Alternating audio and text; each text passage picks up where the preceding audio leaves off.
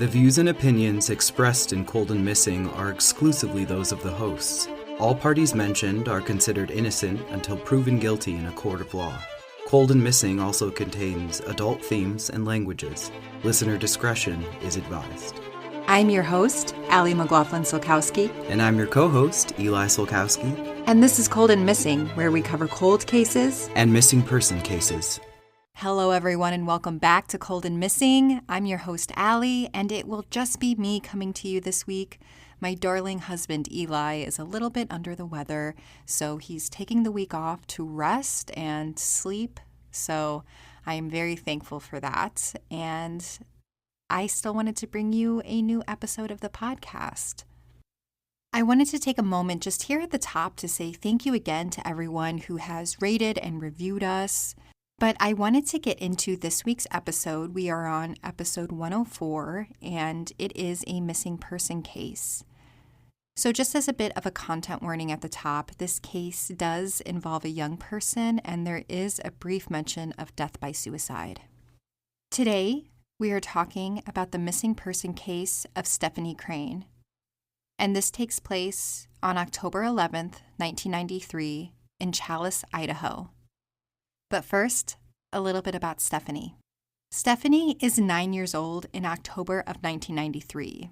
She had just celebrated her birthday a few weeks before. Stephanie lives in the small mountain town of Challis, Idaho. She lives there with her sisters and both parents, and Stephanie's family has lived in Challis for generations. Stephanie was a rough and tumble kind of kid. She loved to explore the rugged terrain around her community, and she was often her dad's shadow during hunting season. Her dad, Ben, says, quote, "She was very much a tomboy, very outdoorsy," end quote. She was energetic and outgoing, full of life. She loved playing in the dirt and outside and with trucks, and could get along with anybody. She was very popular at school because of her outgoing and funny personality. And now, a timeline of events. On Monday, October 11th, 1993, Stephanie attends school and everything is reported as normal during the day. Stephanie is wearing maroon sweatpants and a maroon and white sweatshirt with the words "Gimme" written boldly across the front in white, and maroon and white striped tennis shoes. After school, she was part of a bowling league, so she headed to Challis Lanes to play. The bowling alley was very close to her house, only about a quarter of a mile away. Reports say that she could see her house from the bowling alley. A bowling alley worker said this about Stephanie, quote, "She's a good kid. I saw her 5 minutes before she left. I put away her shoes," end quote. Jean Morph, a family friend, saw Stephanie at the bowling alley and offers her a ride home. Stephanie declines the offer and says she'll walk. It's only a few minutes away. A few minutes later, and this would be around 4:45 p.m. after bowling has wrapped up, a friend of Stephanie's and that friend's mom also sees Stephanie in the bowling alley parking lot, but this time she is headed back towards the school and not towards her home. When the friend and mom stop to ask Stephanie where she's going, Stephanie says that she forgot her backpack at the soccer field and was going to grab it and then head home. As the minutes tick by and it gets later and later, Stephanie is usually home by now. At around 5:30, her mom, Sandy, begins to wonder where she is. Sandy calls her mother-in-law, Stephanie's grandmother, and asks if she's over there, and she's not. Then, Stephanie's mom, Sandy, calls the bowling alley to see if Stephanie's still there. The owner of the bowling alley, Peggy, says that she's not there and that she left some time ago. From here, Sandy and Ben start calling around and looking for Stephanie. They're calling her friends. Her grandmother is driving around looking for her. When no one has seen or heard from her since the bowling alley, they go to the sheriff's office at around 8:16 to report her missing. Everyone that knows Stephanie knows that she wouldn't be outside in the dark. She was deeply scared of the dark, even sleeping with the lights on. Before we get too much into the rest of the timeline, I just want to point out a couple of things about this section of time that kind of contradict each other. The FBI poster for Stephanie's case mentions that Stephanie's mother, Sandy, was actually the last person to see her. There are also reports that Stephanie's mother went to the bowling alley that afternoon to pay for the game and give her $1 to buy snacks before leaving. Some additional reports say that Stephanie was seen around 6 p.m. at the school. So jumping back into the timeline, when police are notified that Stephanie is missing, they and Stephanie's family and friends begin searching for her. To get home from the bowling alley, Stephanie would have needed to cross Garden Creek, so this is where the search starts. When police are searching the creek, they don't see anything. However, it's dark and they're nervous that they could miss something. Police continue to search and call friends, and family and police hope that Stephanie is simply at a slumber party and that she'll arrive at school the next morning. At around midnight, police call the search off for the evening, and everyone waits to see if Stephanie will show up to school in the morning. The next day, Tuesday, October 12th, when Stephanie doesn't show up at school, police start searching again full tilt. Hundreds of people show up to help search. Custer County Sheriff spokesperson says, quote, "We're a small town and the community has turned out in full force. A lot of people have closed their businesses and are out looking," end quote. Police call in a search and rescue team, tracking dogs, and horseback riders help cover rougher terrain. Police also launch an aerial search to cover more ground in the search for Stephanie. Again, the first place police focus is on Garden Creek. They focus here as they worry that she drowned and was swept into the Salmon River. They don't find any sign of her in the creek, and a member of the fire department who was helping search says, quote, "My personal opinion is that Garden Creek isn't deep enough or strong enough," end quote.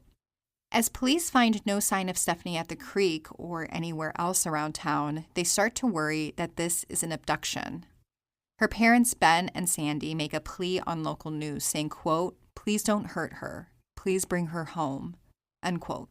On Wednesday, October 13th, so Stephanie has been missing since Monday, police announced that the FBI will join the search as they consider more and more heavily that she was abducted. Police also announced that they're looking for a yellow truck with red pinstripes. Police say that the car was seen in the area around the time that Stephanie disappeared, and since it was such a small community, they knew that this car didn't belong to anybody in town. However, this time of year, there's a lot of traffic in Challis due to the hunting season, so people come from all over and drive through Challis to do deer and elk hunting. The community is outraged that Stephanie could be a victim of a stranger abduction. Nothing like this has ever happened in the small town before. A community member says, quote, "People here consider this utopia. Things like this don't happen in Challis. If something happens to one of your kids, you usually know before they get home. That's why we're so outraged," end quote. Another searcher quipped, quote, "Somebody wasn't looking out the window at the right time," end quote. Older students are excused from classes to help aid in the search. Most businesses either close down or work on a skeleton crew so that way more people can be out searching. The hunters that were in the area cancel their plans and descend on Challis and offer their help to cover the more rugged terrain. So many high schoolers volunteer to babysit kids so parents can search that at one point they have more babysitters than kids. The next day, Thursday, October 14th, the search continues throughout the day, but as the hours tick by and there aren't any signs of Stephanie, police start telling people to go home and they start winding down the search efforts. The search team is cut down to 20 people. Fire Chief Doyle Lamb says, quote, "We're not giving up, we're just scaling back. If something comes to you, even in a dream, let us know. We're grasping at straws now," end quote. The search had covered thousands of square miles between land and air searches. The family is shocked by the lack of progress the search made. They refuse to talk to media as they deal with their anger and grief. They really thought that she would be home by now. On Friday, October 15th, Stephanie has been missing since Monday. Custer County Sheriff Al Finley makes a plea to the public during a news conference. He asked that anyone who was in central Idaho mountain area on Monday to call him if they saw anything unusual. The sheriff is hopeful that with deer and elk season going on, more people were in the area and may have noticed something. He says to call no matter how small. Quote, "Let us check it out. Anyone who is in the area Monday, give us a call," end quote. The smaller group of searchers are still looking in remote areas and double-checking other spots to make sure nothing was missed. And that Friday evening is the homecoming game and dance for the high school. The high schoolers paint everything in purple, Stephanie's favorite color. They paint banners that say, "Bring Stephanie home," and the football team dedicate their game to her. All of the high school football players have a purple S on their helmets. And over the past week, the community was able to raise $25,000 for a reward fund, which is quickly doubled to $50,000 by an anonymous donor. Over the weekend and the next few days, family and friends cover Idaho in missing persons flyers. They leave stacks at truck stops asking truckers to take them out of state, and they do. They get pizza places to tape her missing person poster on the pizza boxes. Family and friends start focusing on getting the flyers all across the United States. A volunteer says, quote, "This is a huge country, and the rest of the country doesn't know who she is," end quote. On Saturday, October 23rd, Stephanie has been missing for 12 days. Police have created a sketch of a person of interest who was at the bowling alley when Stephanie was there and her other friends who were playing in the league.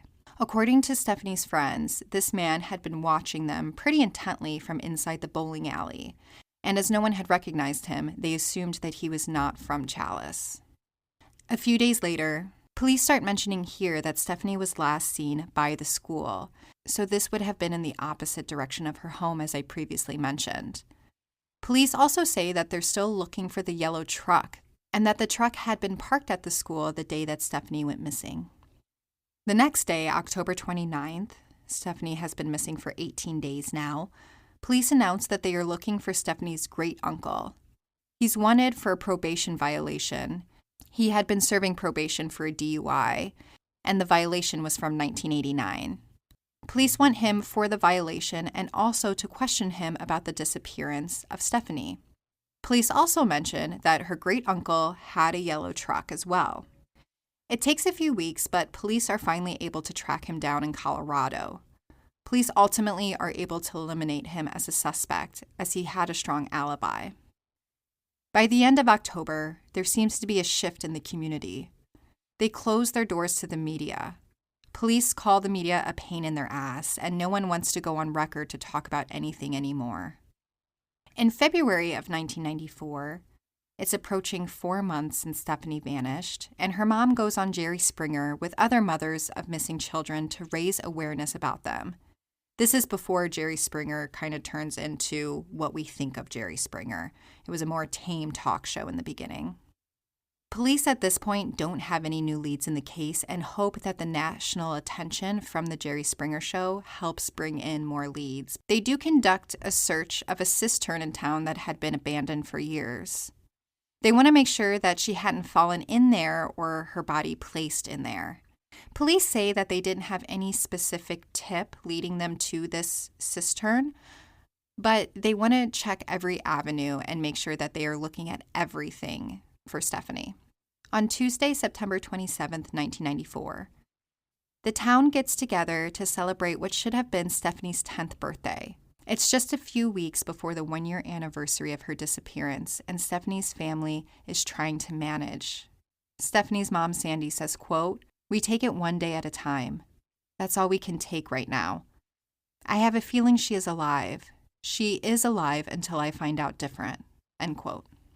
The case goes cold over the next year, and by the end of 1995, so it's been over 2 years now since Stephanie disappeared, and her parents have gotten a divorce. Ben tells the media that the stress of Stephanie's disappearance was a driving force, but there were other things too. Ben says that the police continued to question Sandy again and again. He says, quote, "I still wonder about that. It pretty much bothers me that they want to look at her again," end quote. Sandy has been asked to undergo a polygraph test, but she maintains that she has no idea what happened to her daughter. Sandy says, quote, "They have just about accused me of killing my own daughter. I can't see any mother doing it. I just can't believe that a mother can kill her own kids," end quote. Ben admits that he has no other reason to suspect his ex-wife except that the police kept wanting to talk to her. Sandy will pass away just a few years later in 1997, 4 years after the disappearance of her daughter, and without having any answers. In December of 1999, so it's been over 6 years now, police secure an underwater camera to search an old silver mine shaft. They had gotten a tip that the girl's body could be found there. However, nothing is recovered from the shaft. As we enter the 2000s, two suspects come to light to the police. So in 2000, it's been about 7 years since Stephanie disappeared, and a man comes to police attention. He was a convicted sex offender and drifted between Idaho and Oregon. A woman who rented a room from the man is told by neighbors that they could hear screaming and a girl crying in the man's basement. The man wouldn't let anyone go into the basement at all. Eventually, police will get a warrant to search the basement and they'll recover several items, but it's all inconclusive and it can't be directly tied back to Stephanie.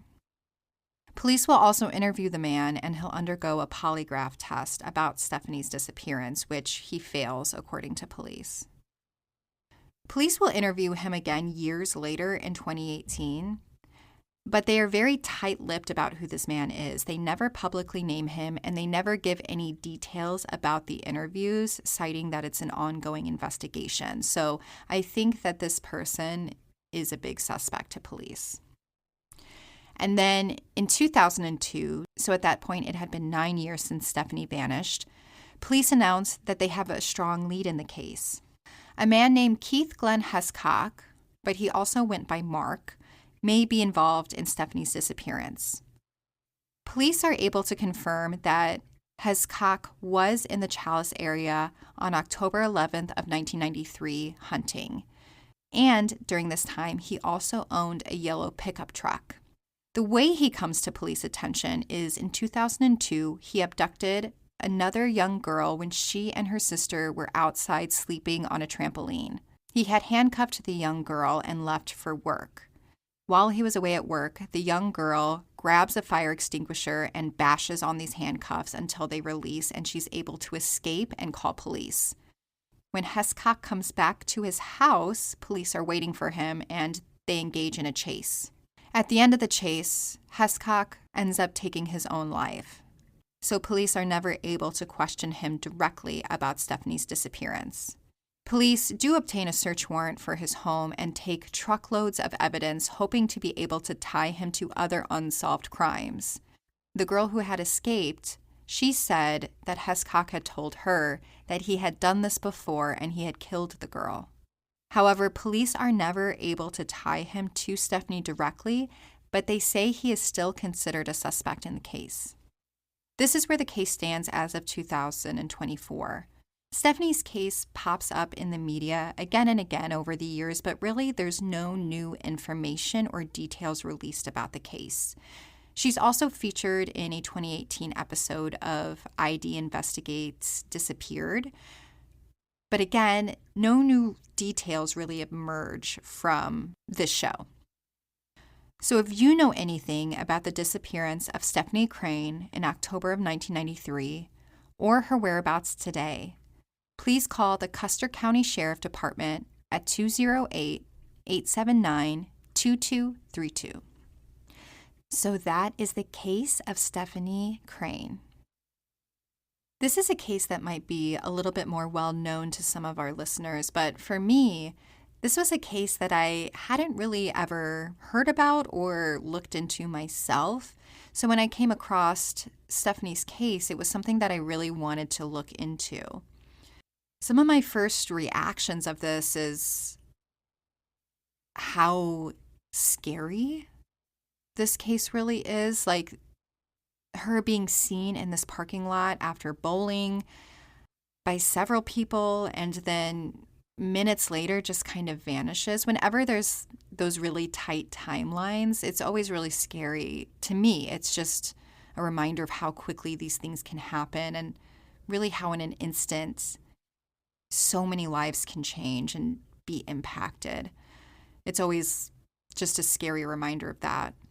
But I was also quite moved at how the community came out for Stephanie, hearing that these businesses closed and, everyone was there to search or help support in the effort.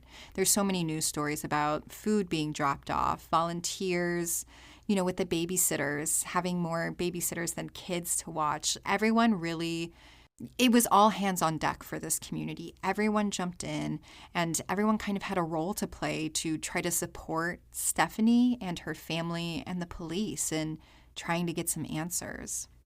One of the first things that I wanted to do just to kind of understand the area is I looked up Challis on Google Maps, and it is a very small town. Like, a lot of the residential roads are still dirt roads. And whenever I looked at Garden Creek, this creek that she had to cross in order to get home from the bowling alley, it is a very small creek. I know sometimes the word creek, it can kind of mean like a little bit of a strong body of water. There's a lot of variations of what it is, but this is really just like a small creek. I don't know how to explain it other than that, but when that fire department worker who was quoted was saying, like, in his opinion, it wasn't deep enough or strong enough, I would think that this is pretty accurate. I know that, you can drown in a very little amount of water, but if something like that had happened, if she slipped, fell, hit her head, and tragically drowned, I do not think that the creek would have been strong enough to push her body out to the river. There just wasn't that much flow happening there.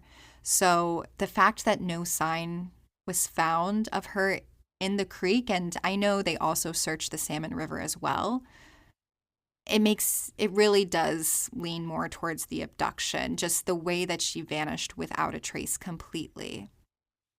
Some of the questions that I have in this case, if I could sit down, read the case file, and ask investigators anything I wanted, I would really want to drill down into that timeline between the bowling alley and her parents starting to call and notice that she's missing.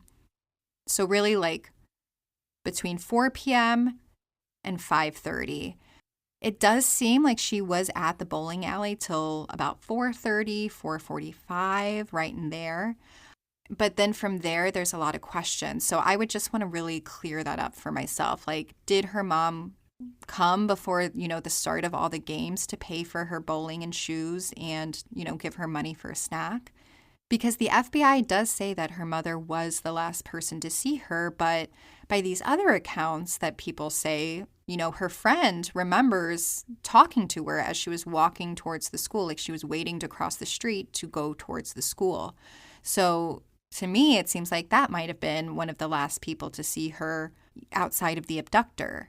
So I would just really want to clear up like that timeline between 4 and 5:30, just really understand who saw Stephanie, where did they see her, what were the circumstances around it. My next questions in this case really surround the suspects that have kind of cropped up in the 2000s. So there's the drifter, the guy who kind of goes between Oregon and Idaho, and then there's Hescock. So the drifter really interests me because, police who interviewed this guy and worked on Stephanie's case really like him as a suspect, and they all felt that they were close to maybe even getting a confession out of him about Stephanie, but they never did, obviously. But the fact that they haven't released his name and haven't given a ton of details around him makes me think that they're really kind of trying to build a case around this guy. And then, again with this drifter, the story of the neighbors saying that they heard screams and cries coming from the basement. Like the true crime person in me, and even beyond that, just the person in me is like, how can you walk by a house and hear that?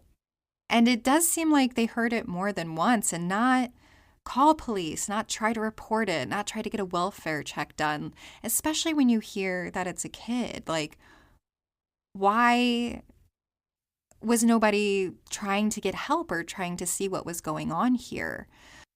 I know police did find some evidence in the basement. There was blood, but testing came back inconclusive. They couldn't even tell if it was human or animal blood. And then there was also some fibers and hair found on a rope, but they weren't able to do any DNA sequencing because the follicle wasn't on the hair. So there are these like things that are there for this suspect, this guy, but it's just like it's missing that piece to really be able to pin this and hopefully get some answers. But it does sound like this drifter is still alive, so hopefully there's possibility that police can go and question him again, or more information can come out about him. And then this second person, Hescock, who died by suicide in the police chase, I have so many questions about. I don't necessarily believe suspects all the time, but there is deeply a part of me that thinks that if he told the girl that he kidnapped, who ultimately was able to escape, that he had done this before and killed the girl, I'm inclined to believe him there. You know, it's a pretty bold crime to kidnap anybody. That's very bold. But also, she was sleeping outside next to her sister on a trampoline, which I'm assuming was, you know, right outside their home. So, like, this was a very bold crime. So it seems like for someone to pull off that bold crime, they maybe would have done this before. Obviously, there are outliners. People sometimes just do things that they've never done before. But this is just one of those times where I'm inclined to believe him. And so I have to believe that if it's not Stephanie, he's definitely tied to some other missing person case, specifically of a young girl, it sounds like. So I would be interested in learning more about him from investigators, what they know, who they suspect could be involved. But ultimately, for Stephanie and her sisters who are still alive, both of her parents have passed now, but her sisters are all still alive and they want answers. And I can't imagine what her sisters have gone through all these years and the impact that Stephanie going missing has had on that family. But Stephanie's sisters and the rest of her family and the rest of Challis deserve answers. So many of her friends still live in that area and still remember her, still think about that day and are still affected by it. So the community really needs answers. This changed a town where people didn't lock their doors typically at night. Basically, overnight, everything changed and people locked the doors, walked their kids everywhere, didn't let them ride their bikes. Like, they also need to answer for all of that. And Stephanie deserves to come home. And if she's still alive out there, again, we've seen it happen from time to time. So there's always hope that this can happen for any missing person. If she is alive out there, she deserves to come home and get to know her family and have that relationship in her life again. And if she's no longer with us, she deserves to come home so that way she can be placed to rest and her family knows where she is and knows where she's resting. Like, there needs to be answers. And over the years, again and again, that's all the family has asked for is like, we just want to know what has happened to her. So that question needs to be answered. Again, if you know anything about the disappearance of Stephanie Crane in October of 1993 or her whereabouts today, please call the Custer County Sheriff Department at 208-879-2232. We'll have pictures of Stephanie up on our Instagram, and the picture that we have and that is on the cover of this podcast is actually the sweatshirt that she was last seen in, that Gimme sweatshirt. So take a look at that. Please share in your communities. This is such a great way to advocate for the missing and murdered. So be sure to check us out on Instagram at Cold and Missing. We'll pop right up. Again, if you have time this week or this weekend to leave us a review, I would appreciate it so much. And if it motivates you just a little bit that it's my birthday this weekend, I would appreciate it all the more. You can do that on Apple Podcast in your podcast player that you're listening to right now, or you can go to our website, www.coldandmissing.com. We also have transcripts there. If you or someone you love is hard of hearing, you can follow along with the podcast there. But that is all I have. Thank you so much for listening to Cold and Missing. I'm your host, Allie. Have a good week and stay safe, y'all.